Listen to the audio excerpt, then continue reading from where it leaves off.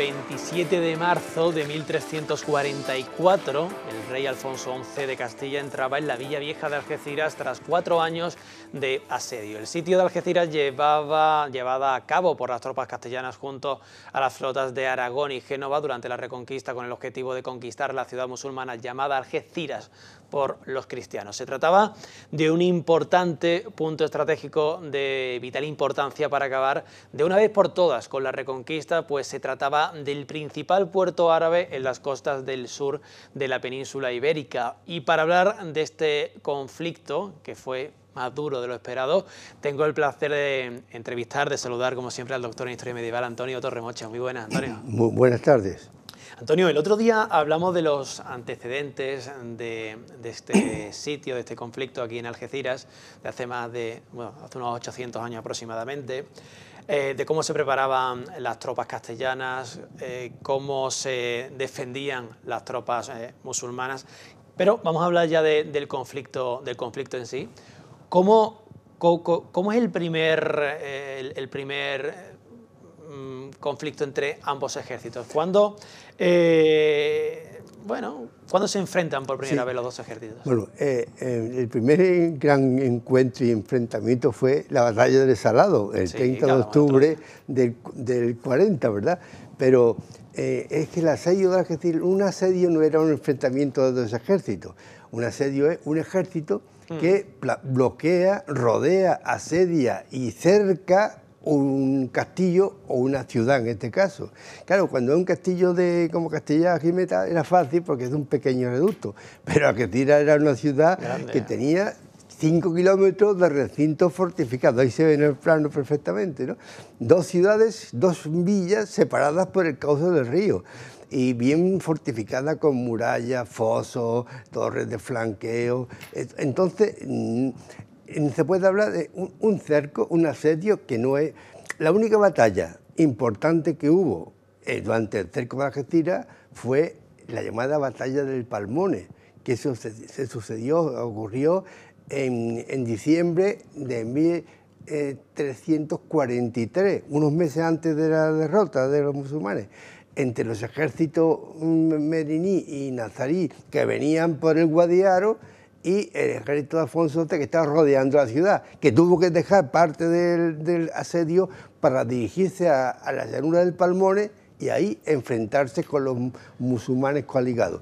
Esa batalla fue importante, porque si llega a perder Alfonso XI esta batalla, no tiene más remedio, como hizo Alfonso X Sabio, o su padre Fernando IV tuvo que levantar el cerco a irse. Alfonso XI hubiera tenido que levantar el cerco de Algeciras y volver a Sevilla. Como triunfó, venció en la batalla de Palmone a los musulmanes, estos no tuvieron más remedio que ver que ya Algeciras no podía resistir más y tuvieron que firmar el Tratado de Algeciras y entregar la ciudad a Alfonso XI. Esa fue la batalla única que hubo. El resto era un asedio a la ciudad con 15.000 guerreros y las escuadras de Aragón, Génova y Castilla bloqueando desde el mar, como se ve en esa ilustración. Pero no había más que lo que se llaman celadas. Celadas eran pequeños ataques o intentos de atacar la muralla. Conflictos locales, pero en ningún momento eran grandes conflictos. En la crónica de Alfonso XI se menciona mucho la puerta del cementerio, la puerta del Fonsario, que es la que se ve ahí que está ahora mismo el puente y el foso que se ha excavado al lado del parque, ¿no? Esa era la puerta del Fonsario. ¿Y por qué concentran los cristianos ahí la mayor parte de sus celadas o ataques con las torres de asalto o con las arietes? ¿Por qué? Porque era la zona más llana. Ahí estaba el cementerio musulmán y como hoy día ves que todo lo que es la avenida y está la plaza de Berbón y todo eso es una zona, y el parque es una zona llana, mientras que el resto del recinto no era llano. Sí, la muralla que estaba por San Isidro estaba en una pendiente. Entonces, el lugar más asequible era la zona más llana, que era el flanco norte, donde estaba la puerta de Fonsario. Y ahí es donde se concentraron los ataques, las celadas o pequeños ataques, intentando o bien lanzando bolaños. Si pasan a la ruina, ven la cantidad de bolas de piedra Las bolas grandes estas de piedra... Esas bolas de piedra que están ahora en la muralla, pues se recogieron varios cientos de ellas. Eso se calcula que pudieron arrojar unas 30.000 los cristianos sobre la ciudad. Y muchas de ellas en la parte más asequible, que era esta de aquí, del Fonsario, de estar en el parque. Y entonces, esos ataques sí eran muy normales, intentando minar la moral de los defensores, producirle daño. A veces se arrojaban incluso animales en descomposición para que extendieran enfermedades entre los sitiados, los pobres, ¿verdad? Pero batalla, la única es la que hemos comentado, la última final, y por fortuna la ganaron los cristianos, y Algeciras no tuvo más remedio que, bueno, el emir Abul Hassan y el sultán de Granada, Yusuf I, tuvieron que aceptar la firma del tratado y entregar la ciudad, a cambio de que los sitiados pudieran salir de la ciudad con todo lo que pudieran llevar consigo. Se les permitía. Y después vendría el repartimiento de todas las propiedades, muchísimas y riquísimas, que habían dejado aquí los musulmanes, sobre todo las tiendas, los molinos, los palacios, las casas, los baños.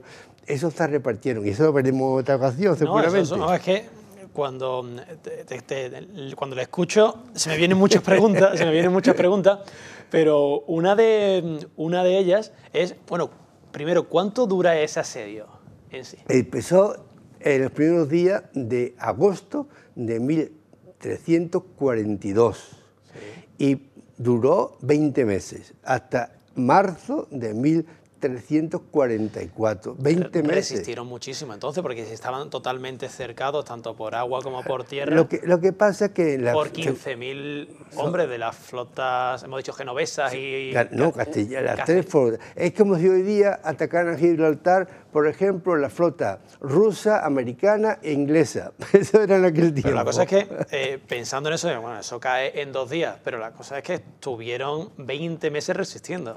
¿Y por qué? Porque la ciudad estaba muy bien defendida, no hay más que asomarse a la muralla, el foso, es decir, no se podía, en un castillo normal o una ciudad como Jerez, pues se acercaban las torres de asalto, se acercaban y por las torres entraban los invasores. En Algeciras era imposible, porque el foso era tan ancho que en una torre se podía acercar la muralla, ¿verdad? Entonces, eso, más la fuerza, es que había 20.000 habitantes, de los cuales la mitad eran guerreros medriníes y nazaríes, sobre todo medriníes y nazaríes, porque ya la ciudad de Algeciras, desde el año 1330 y tanto, haya pasado a soberanía medriní. Entonces, la mayor parte de los guerreros eran los llamados voluntarios de la fe norteafricanos, pero eran casi más de 10.000, defendiéndose más.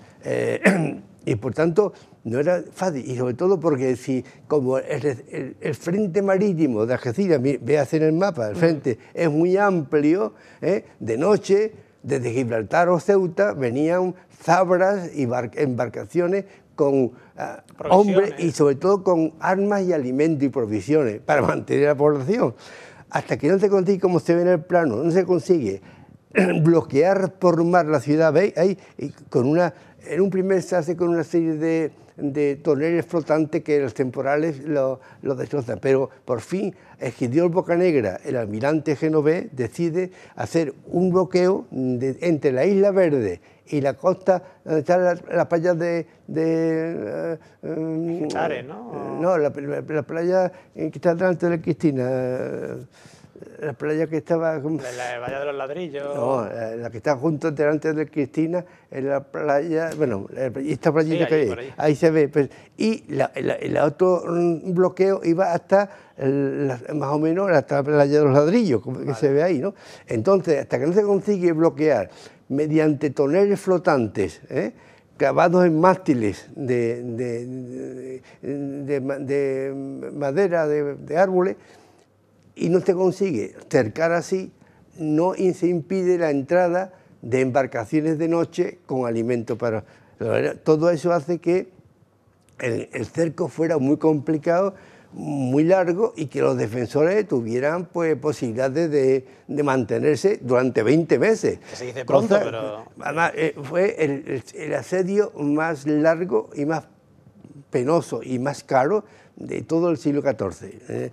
Hubo otro en Gibraltar, hubo en Castillo como la Torre Aláquime, como el Castillo Tara de la Sierra, pero eso eran asedios que duraban una semana o máximo un mes. Pero esto era muy difícil. Esta era la capital del Imperio Meriní en Europa. Y entonces estaba muy bien defendida. ¿Cuánto le costó esto a Alfonso XI? Supongo que bastante. Bueno, esto podríamos decir sobre la financiación del cerco, es muy importante, fue un hecho fundamental, porque para mantener 15.000 hombres, más los cruzados extranjeros que vinieron, franceses, ingleses, alemanes, italianos, con sus tropas, más las escuadras de tres potencias, hacía falta mucho dinero para mantenerla. ¿Cómo se consiguió esa financiación? Primero, lo principal es que la historia nos cuenta como en la batalla de Salado, en 1340, cuando el rey de Portugal y Alfonso XI consiguen vencer a Abul Hassan en Tarifa, en el campamento musulmán pudieron recoger oro por un valor de, lo tengo aquí recogido, 1.600.000 florines de oro, más o menos 4 millones de euros actuales. Pero estamos hablando de oro que traían los musulmanes, ¿o? Claro, es que Abul Hassan, estos sultanes, el emir esto para muy ampliamente. Sí, vamos, podemos estar hablando aquí 4 horas. Claro, es que el emir de Fez, cuando venía al Andaluz a hacer la guerra, traía consigo toda su familia la ceca para fabricar moneda y su tesoro, porque no se fiaba de dejárselo, porque su hijo Abu Inán, futuro emir, porque de recuerdo al padre, ya él le temía y no pensaba que un pelo de claro, padre. Entonces se venía al Andaluz con todo el tesoro. Entonces los castellanos cogieron todo ese oro. Ahora, ahí está. ¿Por qué sabemos que se recuperaron en aquella batalla 1.600.000 dinares, de florines de oro? Porque consta en la crónica como Alfonso XI envió al Papa Clemente VI como regalo, y también para pagarle el haberle dado la bula de la Santa Cruzada, ¿entiendes? Le mandó el 10% de esa cantidad, y le mandó 160.000 florines, dice la crónica. Luego, si tú al 10% multiplica, lo que se había recogido era 1.600.000 florines. ¿Y por qué no se utilizaron para el cerco de Algeciras? Porque ya Alfonso XI, al terminar la batalla de Salado, ya piensa de poner el cerco a la capital meriní de Al-Ándalus, ¿no? Pero no, porque es que parte de esa capital, ese dinero, los soldados al entrar en el campamento lo robaron, se lo llevaron, parte. Para otra parte se lo llevó también el rey de Portugal, que como participó, pues se llevaría una parte.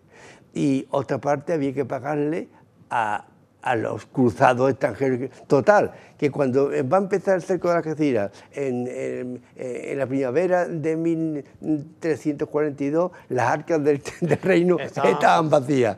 Y luego, ¿cómo él se da cuenta, él y su consejo privado del rey, se da cuenta que necesita atraer mucho dinero para mantener? Él sabía que ese cerco no era como Torre Aláquime, que duró una semana. Él ya sabía que esto iba a durar meses y meses. Entonces necesitaba mucho dinero. ¿Cuáles son las fórmulas? En primer lugar, se reúne con todas las ciudades de Castilla y le implanta a los procuradores de las ciudades un impuesto que se llama la alcabala, que era pagar en todo el comercio que se hiciera en el reino, durante el tiempo que durase el cerco de Algeciras, el 5% de todo lo comercializado. El IVA actual, ese IVA actual lo han inventado. Ese 5% iba a sufragar este asedio. Claro, eso iba, bueno, sufragó una parte, porque después él tuvo durante el asedio, la crónica es muy clara en eso, tiene que pedir préstamo a los mercaderes catalanes y genoveses que estaban en Sevilla y en el cerco, a los banqueros judíos de Castilla, le pide préstamos para poder y le pide préstamo también al rey de Francia, que le manda 50.000 florines, al Papa Clemente VI, que le manda otros 50.000 florines.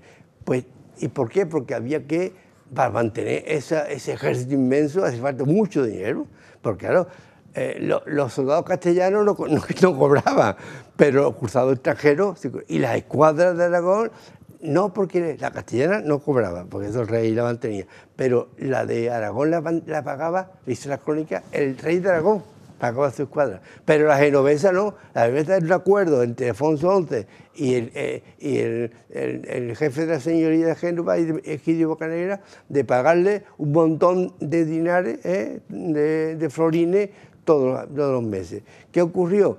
Que por eso en el año 1343, en el verano, los genoveses amenazan al rey con irse, con abandonar el cerco e incluso pasarse a los meriníes, que les daban más cantidad de dinero, más doblas. Entonces el rey no tenía dinero en ese momento y no podía permitirse que los genoveses, que era la escuadra más poderosa, se fueran del cerco, pues si no estaba el cerco perdido, estaba el asedio. Un poco traidores los genoveses, ¿no? Sí, claro. Bueno, siempre han sido los genoveses, al mejor postor, no tenían conciencia de ningún tipo. Incluso los papas los atacaban porque a veces salían con los musulmanes. Los genoveses eran así. Bueno, pues entonces ellos amenazan con irse a Génova o irse al enemigo. Lo que dice la crónica, el rey tuvo que amonedar su vajilla personal y su tesoro privado. Tuvo que hacerlo moneda para poder pagarle a los marinos genoveses y que no se les fuera. Madre mía. Pero bueno, al cabo, después de mucho esfuerzo y muchas penalidades, 20 meses después, como ya hemos visto, se consigue vencer a los musulmanes en campo de batalla y Algeciras no tiene más remedio que su gobernador firmar con el rey de Granada la entrega de la ciudad. Otro día, Antonio, hablaremos sobre la capitulación, cómo fue esa capitulación y las consecuencias que tuvo. Y el reparto. Y el reparto, hablaremos sobre... El repartimiento de Algeciras, que esto es muy importante. Pero ya por último, tengo una duda. Con la cantidad de gente que murió en ese asedio, estamos hablando tanto de un lado como de otro, ¿dónde iban esos soldados muertos? Es decir, ¿dónde se enterraban? ¿Qué pasaba con ellos? Muy interesante la pregunta, porque hay que tener en cuenta que ahí junto a las murallas, debajo del parque que tiene de la Plaza Berbón, ahí excavamos hace unos años, hace bastantes años ya, el cementerio de la ciudad. Ahí sacamos 1000 y pico de sepulturas. Pero, ¿de esa época? No, desde el siglo XII, XIII, ¿entiendes? Vale. El cementerio como el nuestro, el cementerio de muchos siglos. ¿En qué parte exactamente? Pero desde donde está la muralla, sí, hacia la avenida Ontañón, vale, y la plaza hasta cerca, llegaba el cementerio hasta la Escuela de Arte. Hasta ahí llegaba y se excavó en varias campañas, 1000 y pico de sepulturas cuyos huesos deben estar. Yo, por lo menos, si lo dejé en el almacén del museo, están esas sepulturas bien para que si alguna vez alguien estudia a nivel óseo, total. Eso es el cementerio, pero durante el asedio no podían salir a enterrar ahí. Y había 20.000 habitantes y se morirían, por lo menos 3 o 4.000 murieron. Bueno, se enterraban en los patios, en las calles, en las plazas de las mezquitas, se enterraban. De hecho, que cuando excavamos los baños meriníes, los baños musulmanes en la calle Rocha, encontramos al lado de los baños pues 2 enterramientos de niños. Porque es que moriría durante el asedio y al no poder sacarlo al cementerio, pues lo enterraba en la calle, al lado de los lugares más... En su casa, incluso. En los patios, ahí donde enterraría, porque era una situación de emergencia, estaban rodeados por los cristianos. Y así, y en cambio los muertos castellanos, que no fueron muchos, porque no hubo, quitando la batalla final, no hubo mucha batalla, no había muchos muertos, pero los que hubo, toda la gente hidalga, los nobles, eso no se enterraban aquí. Sus mesnateros los recogían y los llevaban a su solar, su origen, a León, a Segovia, donde fuera. Solamente la gente humilde, los soldaditos de a pie, eso lo enterraría en cualquier lado, en cualquier sitio, lógicamente, ¿no? Echándole el responso al cura, pues, y por eso en la Villa Vieja se han encontrado algunos y en la zona de Getares, por eso se han encontrado, posiblemente son restos cristianos de los que murieron, pero murieron poco, como te digo, pero poco porque quitando la batalla esa, lo demás era un asedio, pequeñas escaramuzas que podía ocasionar 2 o 3 muertos cada vez. Pero tampoco era Pues Antonio Torremocha, muchísimas gracias por este ratito y si te parece la semana que viene